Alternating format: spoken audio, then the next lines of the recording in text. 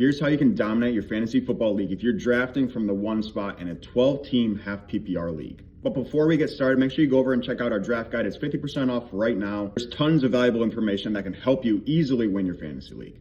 Drafting first overall can be a little scary, but you have to remember you have the advantage that no one else has.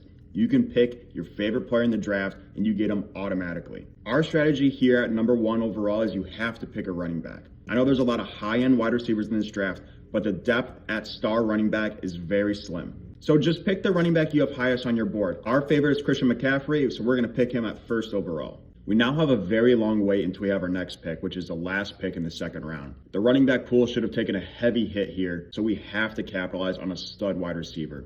A couple receivers that may be available are St. Brown, Waddle, and Higgins, and we're going to pick Amon-Ra St. Brown as our second overall pick. The nice part about drafting first or last is that you get back-to-back picks. So for our first pick in the third round, you could either go the wide receiver route or the top-tier tight end. Kelsey most likely will be gone, so will Andrews, so we're going to opt in for a wide receiver instead, and we're going to pick Jalen Waddle here for our third overall pick. Once again, we have a very long wait until our next pick, but we have to take running back bulk here. There should be a lot of mid-tier running backs available at this spot. For example, Mixon, White, Swift, and Pacheco will probably be available. So with our fourth and fifth pick, because they're back-to-back, we're going to pick Rashad White and DeAndre Swift.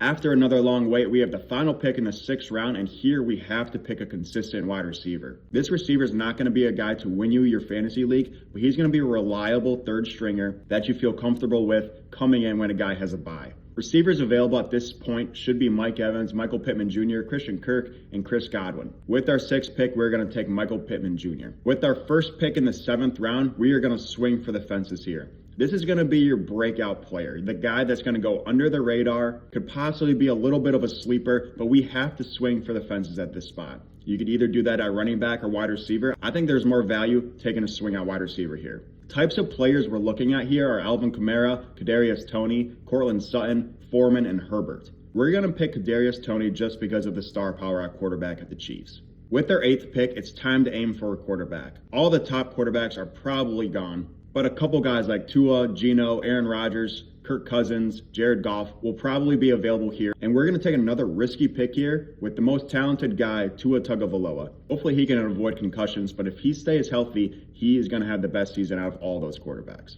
Round 9 is where we're going to aim for a tight end. This could also be another position where you could swing for the fences, take the opposite pick you did in round 7. But instead, we're going to take a risk on a tight end that's reliable and will probably be the number 1 receiver on his team, and that is Dalton Schultz. Picks 10 through 14, we're just going to unload on running back and wide receiver. It's hard to tell who's really going to be available at this point, but we're going to pick Samaje Perine, Zay Flowers, Romeo Doubs, and James Robinson. Round 15 is time for a kicker, but we're just going to take Jason Myers here. And then at round 16, our final pick in the draft, we will pick our defense. We're going to take the Commanders. And that, in our opinion, is our best team we can get with the first overall pick in the draft.